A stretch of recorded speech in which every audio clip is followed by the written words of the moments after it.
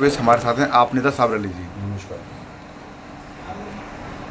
देश में नवरात्रों के त्योहारों में मेले में कुछ जगह मुस्लिमों की नो एंट्री के बोर्ड लगे हुए हैं, उनकी एंट्री बैन है, इस पर क्या सोचते हैं? ये मुस्लिमों की एंट्री बंद नहीं है, ये हिंदुस्तानियों की एंट्री बंद है। ये विवाद जिस तरीके से हुए, एआईएमआईएम के प्रवक्ता असीम वकार ने गरबा में मुस्लिम युवकों को प्रतिबंध पर एक बड़ा बयान देते हुए कहा है कि गरबा पांडाल में घुसने वाले नौजवान मुसलमान गुमराह हैं। गरबा के आयोजक इनको पहले रोके, इससे पहले ही इन नौजवानों के माँ बाप को इनको रोकना चाहिए। इस्लाम में नाचना, गाना, बजाना सब कुछ हराम है। क्योंकि हमारे हिंदुस्तान में जो गुंडागर्दी के लाइसेंस बटे हुए हैं कुछ लोगों को, वो उसके तहत बात करते हैं। उनकी ना कोई औकात है जो इस तरह की बातें करते हैं, ना उनको कोई सीरियस लेता है।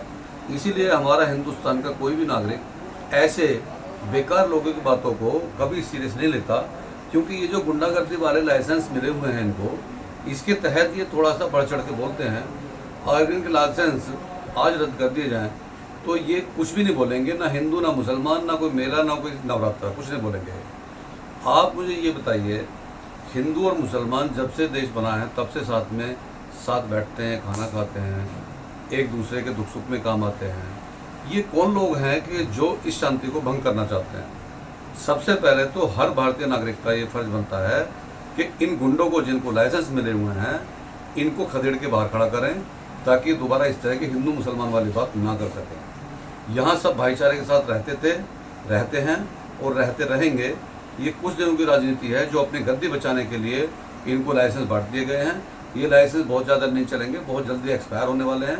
तब इनको इसका मुंह तोड़ जवाब सरकार खुद ये देगी कि आपने देश के माहौल को कहाँ लाके खड़ा कर दिया है। एक भंते का बयान वायरल हो रहा है कि भारत में एक भी मस्जिद नहीं रहेगी, इस पर क्या कहेंगे? देखिए, ये भी उसी गुंडागर्दी से रिलेटेड है।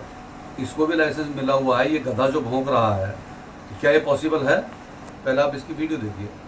कि हमारे हिंदुओं पे अत्याचार बंद नहीं हुआ तो भारत में एक भी मस्जिद और मुल्ला सुरक्षित नहीं रहेगा। वीडियो देखिए, ये कह रहा है कि हिंदुस्तान में एक भी मस्जिद नहीं रहेगी और मुसलमान सुरक्षित नहीं रहेंगे। अगर ये बात किसी मुसलमान ने बोल दी होती तो इतनी बात पे ही उसके खिलाफ केस दर्ज हो गया होता। लेकिन इन गधों को भौंकने की आज़ादी है तो ये अभी भौंक रहे हैं। भौंकते भौंकते इनको खुद को ही समझ आया कि ये कहाँ खड़े हैं, क्योंकि सबसे पहले इन्हीं के घर बर्बाद होने वाले हैं। इनके बच्चे कामयाब नहीं होंगे जो इस तरह के रास्ते पे चल रहे हैं, हिंदू मुसलमान कर रहे हैं, देश को बांटने की बात कर रहे हैं, देश की आज़ादी में खलल डाल रहे हैं।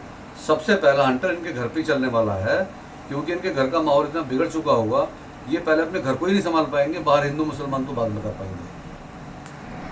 दिल्ली में यौन शोषण का मामला सामने आया है, स्वामी चित्तानंद सरस्वती, उस पर क्या कहेंगे आप? देखो जी, चित्तानंद सरस्वती नहीं, इनको चिंतानंद कहा जाए, क्योंकि ये चिंता का विषय है।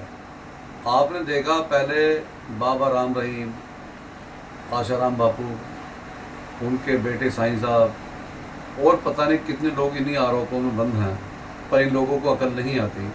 इसने जो एक घिनौना काम किया है, पहले इसके आप एक वीडियो देखिए। दिल्ली में बाबा पर 17 लड़कियों ने आरोप लगाए। बाबा का डर्टी गेम। बाबा को देखिए जरा, बाबा का दिल्ली में आश्रम था, बाबा फिलहाल फरार है। ये बाबा की तस्वीर आप देख रहे हैं। बाबा पर 17 लड़कियों ने यौन शोषण के आरोप लगाए। Very much Shakun Agarwal for coming all the way from Hyderabad and fitting us into your busy schedule.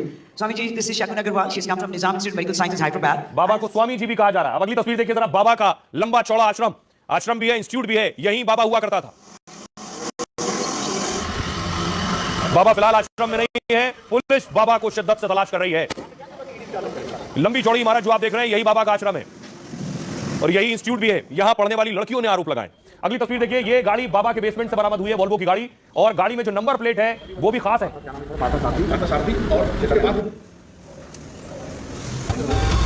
Dirty game वाले बाबाओं की लंबी चौड़ी फहरिस्त में एक बाबा ये भी जुड़ गया है। नाम है स्वामी चैतन्यानंद। एक आश्रम की ओर से चलाए जा रहे इंस्टीट्यूट का हेड हुआ करता था। पद और कद दोनों थे, तो फायदा उठाकर शर्म और नैतिकता को हजम कर गया। अपने इंस्टीट्यूट में पढ़ने वाली गरीब कोटे की छात्राओं को मैसेज भेजने लगा। लिखता था, मेरे कमरे में आ जाओ, तुमको मैं विदेश ले चलूंगा और तुमको कोई खर्च भी नहीं करना होगा। लड़कियां नहीं आती थी तो परीक्षा में फेल कराने की धमकी दे डालता था। बाबा ने 3 वार्डन को भी अपने डर्टी गेम का हिस्सेदार बनाया। वो महिला वार्डन लड़कियों से जबरन व्हाट्सएप चैट डिलीट करवाती थी। पुलिस को बाबा के ऐशो-आराम के सबूत मिले हैं। बेसमेंट में खड़ी कार मिली है, बाबा के फर्जीवाड़े के सबूत भी मिल रहे हैं। वोल्वो कार पर अवैध यूएन नंबर प्लेट मिली है। जब से बाबा का कच्चा चिट्ठा खुला है वो फरार है। लेकिन आपने वीडियो देखा, इससे गिरी हुई हरकत एक बाबा के लिए और क्या हो सकती है। और जो अंधे हैं, जिनको लाइसेंस मिला हुआ हिंदू मुसलमान करने का, वो सिर्फ हिंदू मुसलमान में लगे पड़े हैं, उनका ध्यान इस तरफ नहीं जाता। अब कहाँ हैं सारे दल कि जो 1 मिनट में मुसलमान के खिलाफ खड़े हो जाते हैं और जगह जगह हंगामे करते हैं, आग लगाते हैं, लोगों को मारते हैं, छोटी छोटी बात पे बिल्कुल जान से मार देते हैं। अब कहाँ है वो? क्योंकि ये बेटियां भी हिंदू हैं सभी, जिनके साथ इसने हरकत की है, और ये खुद भी हिंदू है, तो क्या इस नाते इसको माफ़ कर दिया जाएगा? बिल्कुल नहीं। ये किसी धर्म में नहीं लिखा हुआ है। पाप पाप ही होता है, चाहे हिंदू करे या मुसलमान करे, तो दोनों को सज़ा भी बराबर होनी चाहिए। मैं चाहता हूँ कि हमारा देश का कानून इस ढोंगी बाबा को इतनी सख्त सज़ा दे कि ताकि जो लाइसेंसधारी गुंडे हैं वो भी बिल में छुप जाएं, इसके डर से वो भी ना बोल पाएँ। सर, लद्दाख में धरना प्रदर्शन ने उग्र रूप ले लिया सरकार के खिलाफ, क्या सोचते हैं आप?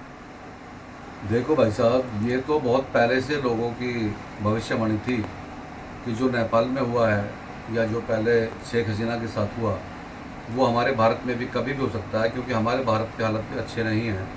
इसके लिए पहले अभी वीडियो देखिए। अभी अभी सबसे बड़ी खबर निकल के सामने आई है। नेपाल में जैसे सांसद जलाई थी, प्रधानमंत्री को भगा भगा कर मारा था, वैसे ही अब भारत में भी यह स्थिति हो गई है। लद्दाख में भाजपा कार्यालय दफ्तर फूंक दिए गए। आपने वीडियो देखा, आपने देखा कि भीड़ किस तरह उभर हुई है। इसका मतलब हिंदू या मुसलमान से नहीं है, इसका मतलब देशवासियों से है। अगर देशवासी ही सुरक्षित नहीं रहेंगे, देशवासी ही परेशान रहेंगे, तो सरकार क्या कर रही है? तो सरकार का काम सिर्फ अपनी सीट बचाना नहीं है या अपनी सीट बचा के मौज मस्ती करना नहीं है।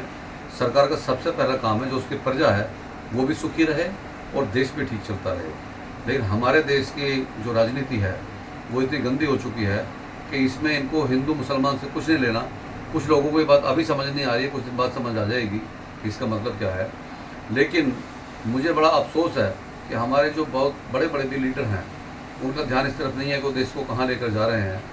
आज ये नेपाल में हुआ है, शेख हसीना के साथ हुआ है, लद्दाख में शुरुआत हुई है। कल ऐसा ना हो कि देश में ये भीड़ कोई और हरकत कर बैठे। इससे पहले सरकार को समझ लेना चाहिए। ये मैं अपनी तरफ से नहीं कह रहा हूँ, आप सब देख रहे हैं कि जो सच हो रहा है। लेकिन जो हमारी दलाल मीडिया है, जिसने देश का सही में माहौल ख़राब किया है, अभी तक वो चुप्पी साधे हुए है। इन सारे क्राइम पे जितने भी आपके सामने अभी आए हैं मीडिया में, कि देखा आपने बाबा का कोई आपने ढोंगी, जितना ये ढोंगी पर किया है और जो इसने रेप जैसी हरकत की हैं, किसी मीडिया ने आपको दिखाया? नहीं दिखाया। हाँ, अगर इसकी जगह टोपी वाला कोई होता तो मीडिया 24 घंटे जगती, सोती ही नहीं, और पता नहीं कितने आरोप लगा करके बड़ा चढ़ा के उसको देश का सबसे बड़ा गद्दार घोषित कर देती। तो ऐसा नहीं होना चाहिए। हमारी मीडिया को संभलना चाहिए और जो सच है वही दिखाना चाहिए। सर, सड़क में नमाज को लेकर कुछ लोग टिप्पणियां करते रहते हैं, इस पर क्या कहेंगे आप? देखिए, जो लोग टिप्पणी करते हैं ना, उनका अपना कोई स्टैंडर्ड या उनको कोई लेवल उनका नहीं है। वो सिर्फ फिजूल की बात करने का ठेका लेते हैं, उसी से उनको रोजी रोटी मिलती है। अगर वो इस तरह की बात नहीं करेंगे तो उनको रोटी मिलनी बंद हो जाएगी। क्योंकि वो कुछ कमाते तो है नहीं। उनका धंधा सबसे बड़ा यही है कि जो लोग उनको फाइनेंस करते हैं बवाल करने के लिए, वो उनकी बातों को सुनते हैं। लेकिन उससे विपरीत भी कुछ होता है। आप पहले वीडियो देखिए। सड़क पर नमाज पढ़ेंगे तो आप लोग साथ है। जब सड़क पर नमाज पढ़ेंगे तो पढ़ने तो क्या दिक्कत है? हम रुक जाएंगे क्या? हम उनको उठा के भेजेंगे कहीं? भाई संगी, इन्होंने रिश्तेदारी कर रखी, और रिश्तेदारी भी कौन सी कर रखी? कुछ संगियों की लड़की हैं मुसलमानों के, कल को वे ईद पे कोथली लेके जाएंगे। आप अगर मंदिर जा रहे हैं, बगल में मीठी दुकान है, कोई तकलीफ नहीं है? अरे यार, ये पूरे साल नहीं रहती क्या दुकानें? क्या माता मंदिर है, उसमें कटड़ू की बलि दी जा, उसमें बकरे की बलि दी जा। वहाँ पर भैरव मंदिर पे दिल्ली में दारू क्यों चढ़ाई जाती है? भैरव दारू पीना रहा क्या नहीं? भाई मुसलमानों गैल हो रही, जबरदस्ती हो रही है। जबरदस्ती हो रही नहीं, हमें दिक्कत होती है। दिक्कत है? हमें दिक्कत है क्योंकि वे भी हमारे भाई हैं और हम अपने देश में अमन और चैन चाहते हैं। हाँ, रोजा इफ्तारी में जा रहे हैं। और कल की ईद है। ईद में हमारे पास कम से कम भी 20 जगह से तो अब तक इन्विटेशन आ चुके, और हम कल जाएंगे। मुसलमानों को निशाना बनाया जा रहा है? बिल्कुल निशाना बनाया जा रहा है। हम इस चीज के बिल्कुल खिलाफ हैं। हमें नमाज से एतराज नहीं है, तो जो लखनऊ में बैठे भाई उनको क्या एतराज है यहाँ की नमाज से? हम भारतीय संविधान के साथ हैं। फिर अभी आपने देखा कि हमारे जाट भाई जो बात कर रहे हैं, आपने ये अच्छी तरह सुन भी लिया और देख भी लिया कि उनके मन में देश के लिए कितना प्रेम है। ये मैं सिर्फ मुस्लिम प्रेम नहीं कहूँगा, मैं देश के लिए कहूँगा, क्योंकि देश को एक अच्छे रास्ते पर ले जाना चाहते हैं, हिंदू मुस्लिम नहीं करना चाहते। उन्होंने बिल्कुल जायज़ बात बोली है। मैं आपसे 2-3 सवाल करता हूँ। आप ये देखें कि जब भी कोई ये यात्रा निकालते हैं हमारे हिंदू भाई, तो मुसलमान तो उस पर ऑब्जेक्शन नहीं करता, लेकिन वो गाड़ी में डीजे भी इतनी फुल साउंड के साथ बजाते हैं कि अगर कोई हार्ट पेशेंट वहाँ से निकला हो जाए तो उसकी डेथ हो सकती है। रोड को पूरा कवर कर लेते हैं। गाड़ी होती है 7 फीट चौड़ी, डीजे का सिस्टम होता है 14 फीट चौड़ा, तो पूरा रोड ब्लॉक हो जाता है। पुलिस को बिल्कुल नपुंसक बना दिया गया है, पुलिस कुछ कर नहीं सकती, कुछ कह नहीं सकती, इसीलिए उनके हौसले और ज़्यादा बुलंद हैं। अब जो हमारे हिंदू भाई बोल रहे हैं, इन्होंने किसी पक्ष में बात नहीं किया, इन्होंने जायज़ बात है वो बोली है। भाई मुसलमान भी इसी देश का हिस्सा हैं और आप भी। आप ये बताइए कि मुसलमान को आप 5 मिनट की नमाज की जो पाबंदी रोड पर लगा रहे हैं, वो आप कहते हैं रोड पर नहीं पढ़ सकते, वो अपने घर में नहीं पढ़ सकता, अपने घर की छत पे नहीं पढ़ सकता, तो फिर पढ़ने कहाँ जाएगा वो? तो आपका तो सीधा सीधा मकसद है कि हिंदुस्तान से भागो या फिर नमाज छोड़ो। मुसलमान नमाज कभी छोड़ नहीं सकता। तो ये जो हमारे जाट भाइयों ने बोला है बिल्कुल ठीक बोला है। आपने जो वीडियो में देखा, उन्होंने कोई पक्ष वाली बात नहीं की है, उन्होंने जो सही बात है वही बोली है।